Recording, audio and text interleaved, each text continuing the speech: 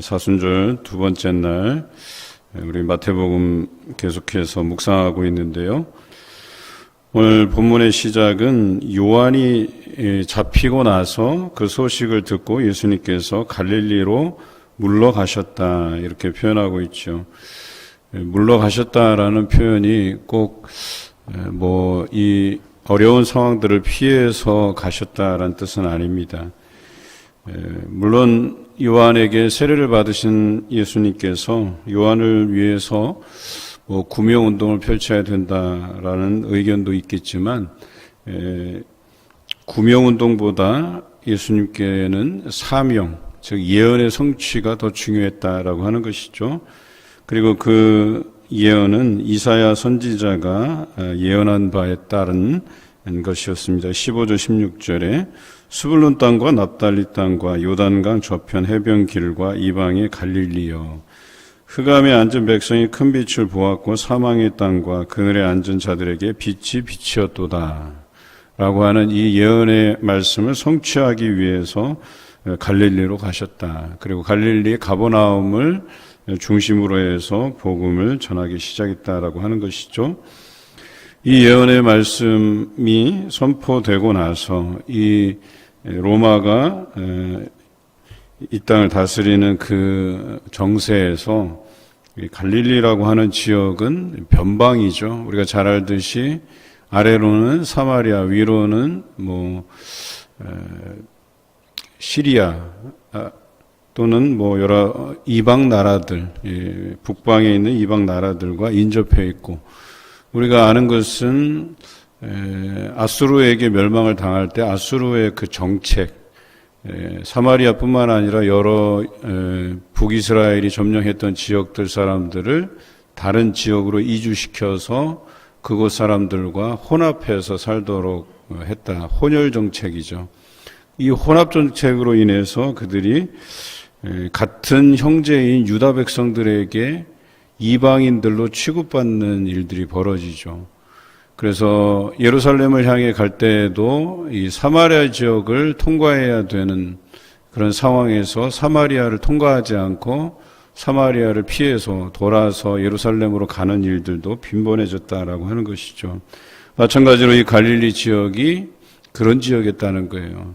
혼합 정책으로 인해서 사람들이 기피하는 장소였고 또 소망이 사라진 것이었고, 이런 지역에 오늘 이사야의 예언처럼 큰 빛을 보았다라고 하는, 그래서 예수 그리스도께서 이 큰 빛에 해당되는 거죠. 그래서 그 땅에 희망이 되시고 또 그 땅에 소망을 불어넣기 위해서 이 예언을 성취하기 위해서 갈릴리로 가셨다라고 하는 것이죠. 그곳에서 공생애가 시작이 됩니다. 공생애에서 첫 번째 말씀은 회개하라 천국이 가까이 왔다는 말씀이었죠. 이것은 세례 요한이 선포한 말씀과도 같았습니다. 물론 예수님께서 선포하신 것은 본인이 그 하나님의 나라를 이곳에 몰고 온 거죠. 몰고 와서 선포한 것이죠. 세례 요한은 예수 그리스도의 그 오심을 예비한 사람에 불과했다고 한다면, 여기서의 공생애의 선포는 예수님 자신이 몰고 온 또 선포한 하나님의 그 나라를 직접적으로 사람들에게 알려주시고 계시죠. 그래서 회개하고 천국이 가까이 왔고, 또 이 천국이라고 하는 것은 두 가지의 의미죠. 임하신 또 임하실, 이 두 가지 의미예요. 하나는 예수 그리스도를 통해서 이 땅에 이것이 하나님의 나라다라고 보여주시는 샘플, 그리고 그 샘플을 통해서, 그 모형을 통해서 시작된 하나님의 교회, 이 교회가 바로 천국의 모형의 삶이고, 또 하나는 우리가 죽어서 그래서 우리에게 임하실 그 하나님의 나라를 또 우리가 기대하면서 살아가는 것 아니겠습니까? 그래서 우리 교회에서 우리가 이 말씀대로 살아갈 것에 대해서 강조하는 이유는 이것이 예수 그리스도께서 천국의 삶이라고 모형으로 주신 것이 이 교회예요. 그래서 이 교회 안에서의 삶이라고 하는 것은 천국을 보여주는 삶이어야 된다라고 이야기하는 것이죠. 그래서 예수 그리스도의 오심은 이 땅에 하나님의 나라, 그 천국의 모형을 보여주신 것, 또 우리가 죽어서 갈 나라가 바로 그 모형이다라고 하는 것을 알려주셨다라고 하는 것이죠. 세 번째로 제자를 이제 부르십니다. 이 하나님의 나라의 선포를 위해서 필요한 제자들을 부르시는데, 중요한 것은 전도에 미련한 것으로 하셨다라고 하는 거예요. 한번 생각해 보세요. 그냥 간단하게 생각하면 신적인 권위로 우리의 마음을 바꿔놓으시면 돼요. 그냥 성령 충만함을 주셔서 우리의 마음을 바꿔놓으셔서 그냥 다 하나님을 일방적으로 따르게 하면 되는 문제인데, 그렇게 아니하고 전도에 미련한 것으로 해가시는 이 이유를 우리가 알아야 된다라고 얘기하는 거예요. 여기에 양과 염소를 분리하듯이 언젠가는 이 땅에 예수님께서 재림하실 그날에 예수 그리스도를 따르는 자와 그렇지 아니한 자들을 구별하기 위함이다라고 하는 것이죠. 그래서 이 전도에 미련한 것으로 선포하게 하시는데, 그 일들을 위해서 제자들을 부르셨다라고 하는 것이에요. 그리고 유심히 살펴보았어요. 그리고 어부들을 보았습니다. 그리고 그 어부들에게 다가가서 말씀하시되 나를 따라오라, 내가 너희를 사람을 낚는 어부가 되게 하리라 그랬어요. 여러분, 이 사람들의 주업은 물고기를 낚는 거잖아요. 물고기를 낚는 것은 죽이는 사역이에요. 죽이는 삶이에요. 그 희생의 가치를 통해서 살아가는 사람들이다라고 하는 거예요. 그런데 똑같이 낚기는 낚는데 이제는 사람을 낚는 거예요. 사람을 죽이려고 낚는 게 아니라 살리려고 낚는 거예요. 똑같은 낚는 어부인데 하나는 죽이는 사역이었고 하나는 살리는 사역이었다라고 하는 거예요.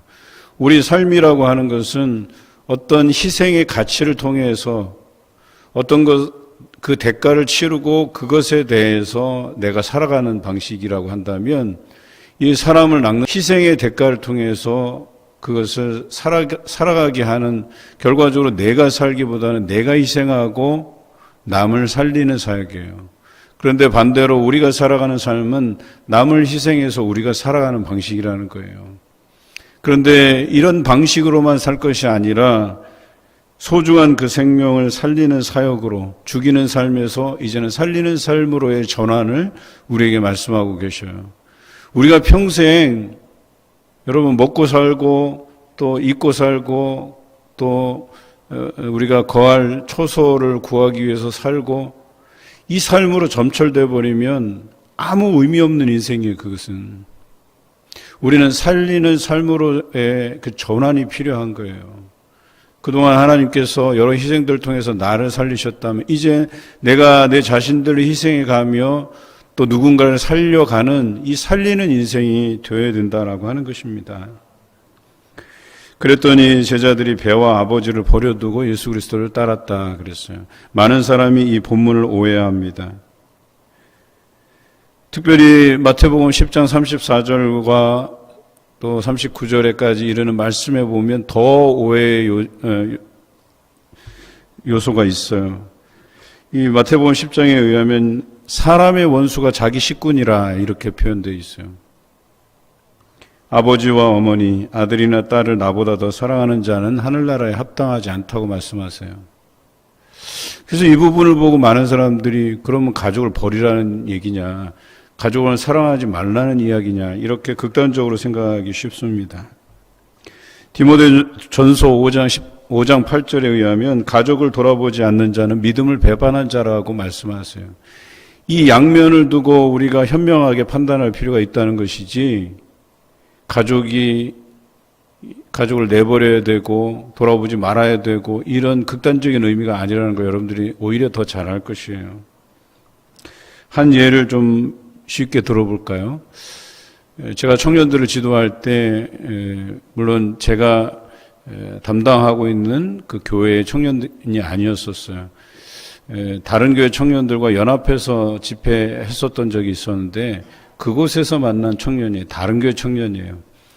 그런데 홀 어머니를 모시고 그렇게 살아가는 청년이에요. 직장생활 열심히 하고, 그리고 찬양팀의 리더였었어요.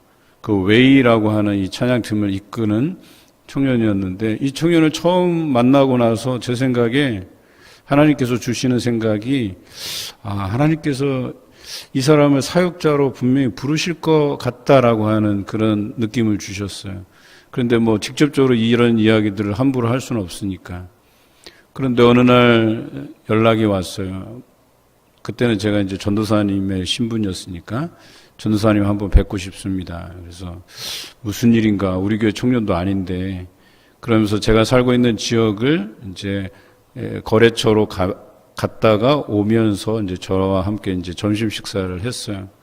돈가스를 먹으면서 이런저런 뭔가 말을 할 듯 말 듯 하면서 주저하는 모습이 보였어요. 그래서 뭐 할 말이 있는 것 같은데 여기까지 온 거 보면 얘기하라고 그랬더니 하나님께서 자신을 부르셨다는 걸 자기가 알고 있대요.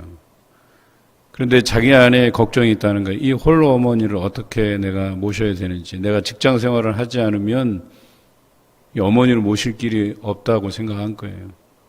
제가 그랬어요. 하나님의 일이라고 하는 것은 맡겨드리고 시작하는 거다. 그 부르신 소명이 있다고 하면 내가 그 사명을 향해서 달려갈 때 나머지 것들은 내가 근심할 것이 아니라 하나님께 맡겨드리는 지혜가 필요하다 그랬어요. 어느 날 다시 연락이 왔어요.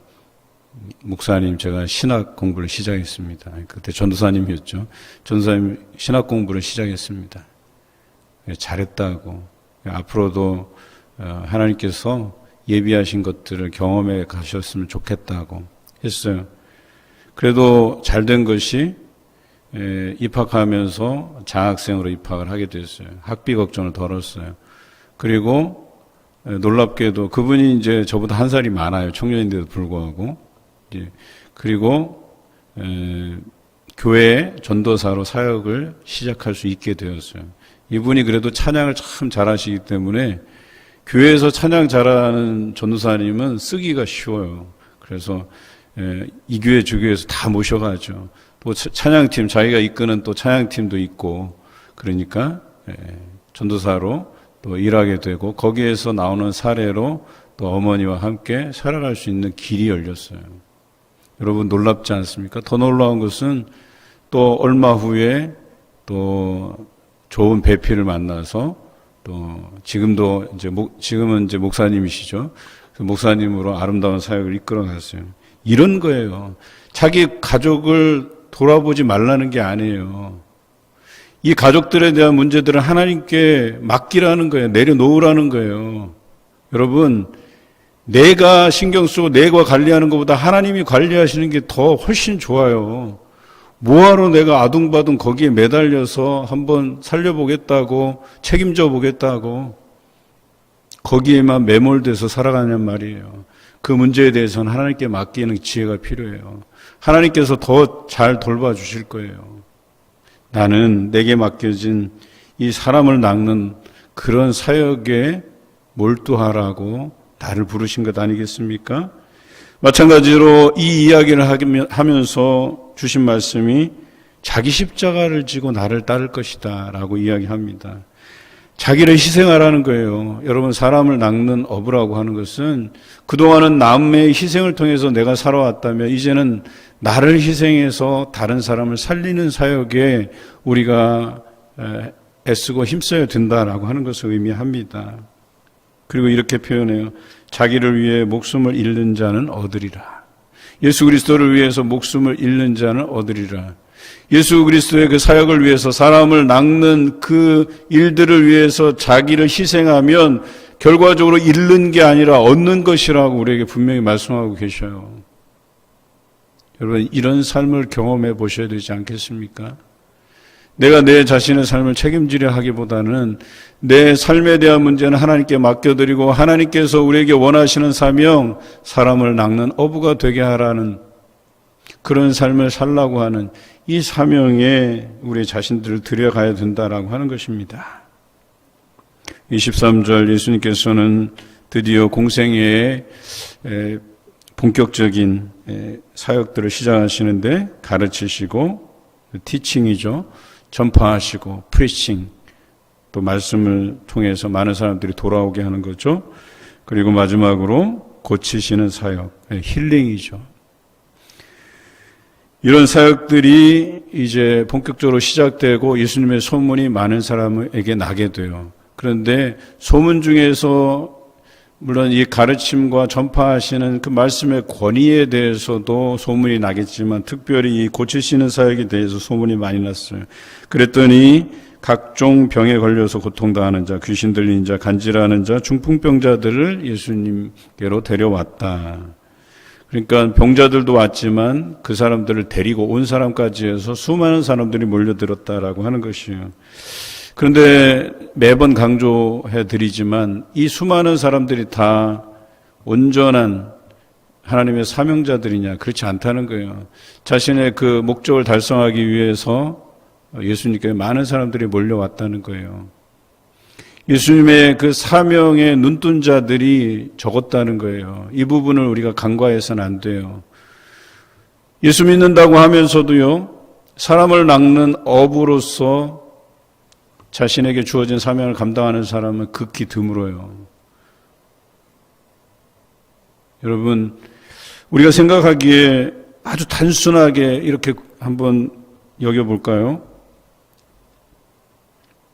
분명히 천국은 예배하는 삶이에요. 하나님께 영광을 올려드리는 삶을 매일같이 살아내야 되는 장소예요.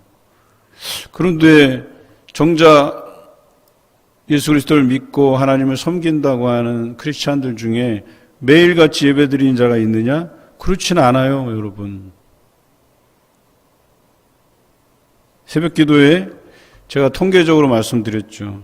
일반적으로 교회에 예배드리러 오는 인원에, 주일 예배드리는 인원의 10분의 1, 많이 치면 10분의 1이에요. 10분의 1만 새벽을 깨우면서 기도해요. 그러면 새벽기도 나오는 사람이 생업이 없는 사람이냐? 그렇지 않아요. 생업과 관련이 없어요.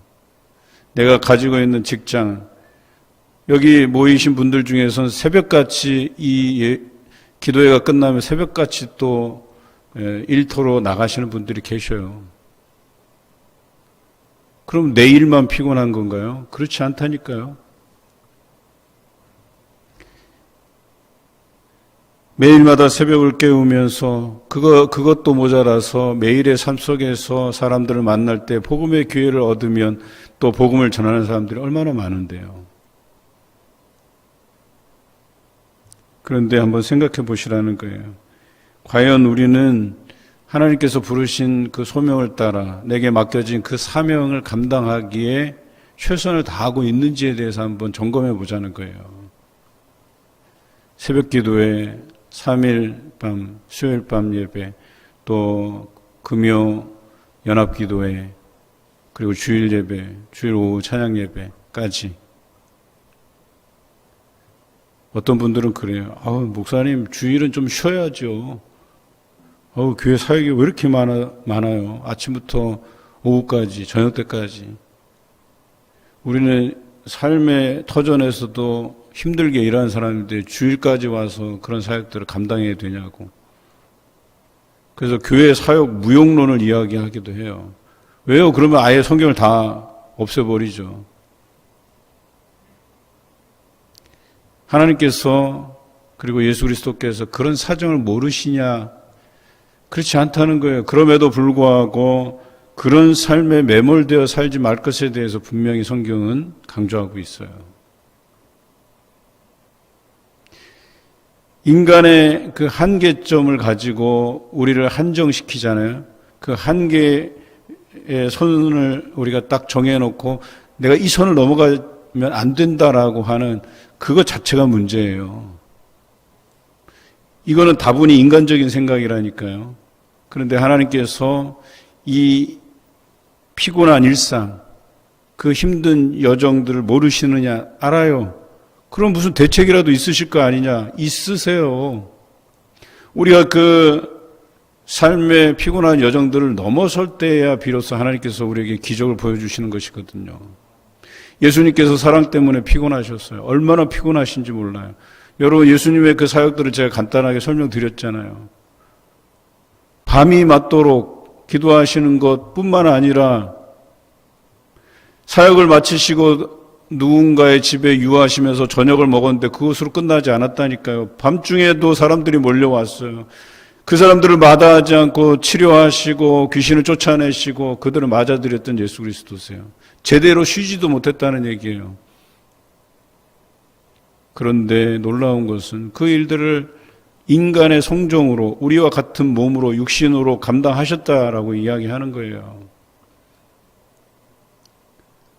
그리고 그것을 지켜본 제자들이요, 나중에 처음에는 그들도 어리석었죠. 이 예수 그리스도의 부르심의 의미에 대해서 처음에 몰랐어요. 자기 십자가를 지는 일이 무엇인지 몰랐어요. 그래서 제자가 돼서 예수님의 그 인기를 힘입어서 자신들이 예수님의 왼편, 예수님의 오른편에 앉기를 원했어요. 자리가 탐났어요. 부귀 영화가 탐났어요. 인기가 탐났어요. 그런데 그들도 깨닫고 나서는 어떻게 됐어요? 십자가를 지는 일까지 기꺼이, 베드로는 거꾸로 매달려서 그냥 매달리는 것 자체도 예수님께 누가 될까 봐 십자가에 거꾸로 매달려서 죽지 않았습니까? 이게 달라졌다라고 얘기하는 거예요. 우리는 어디까지 와 있느냐? 그냥 예수님을 믿기는 해요. 따르기는 해요. 제자로서의 삶을 살아가는데 능력 있게 살아가지 않아요. 늘 어리석고 책망받고 그 책망의 연속 안에서 살아가요. 이걸 뛰어넘어야 된다는 거예요. 사람을 낚는 어부가 돼야 된다는 거예요. 제자들이 그 사람을 낚는 어부가 되기 시작했을 때는 이미 그들은 자기 십자가를 지고 가는 길이었었어요. 목숨이 닿을 때까지 그런 삶을 살았다고 이야기하는 거예요. 그렇다고 해서 그들의 가족을 저버리지 않았어요. 베드로의 그 장모가 열병에 걸렸을 때 그곳에 가서 또 그곳에서 그 베드로의 장모의 열병을 고치는 일이 발생하잖아요. 이게 여러분 가족들을 배반한 건가요? 돌아보지 않는 것인가요? 그렇지 않잖아요. 얼마든지 우리는 우리 가족을 돌아보고 그들을 위해서 기도해요. 그런데 하나님보다 더한 가치로 여기지 말라고 하는 것뿐이에요. 우리에게 주어진 사명이 있다라고 얘기하는 거예요. 그것을 위해서 힘쓰라고 이야기하는 것이에요. 그것뿐이에요. 제가 목사로서의 그 사명을 감당하는 데 있어서 가족을 돌아보지 않아요? 그건 배은망덕한 놈이죠. 설 명절 정부에서 이런 방역 지침을 내렸지만 그렇다고 해서 부모님을 안 뵙고 오기는 좀 그렇잖아요. 인사만 드리고 왔어요. 또 조심스러워서 마스크 잘 쓰고 아버님하고 대화하는데도 이만큼 떨어져 앉아갖고 마스크 쓰고 이야기 나누고 또 주시는 격려도 받고 그렇다고 해서 제가 이 목회적인 그 사명 이것을 제가 소홀히 합니까? 그렇지 않아요. 오히려 가족을 돌아보지 않는 자가 믿음을 배반한 자라고 하는 거예요. 그 안부 전화하고 또 위에서 늘 기도하고 그렇지만 잊지 말아야 될 것, 우리에게 주신 사명에 대해서 소홀함이 없어야 된다는 거예요. 사람 낚는 어부로서의 삶을 날마다 살아가시는 여러분 되시기를 주님의 이름으로 기원합니다.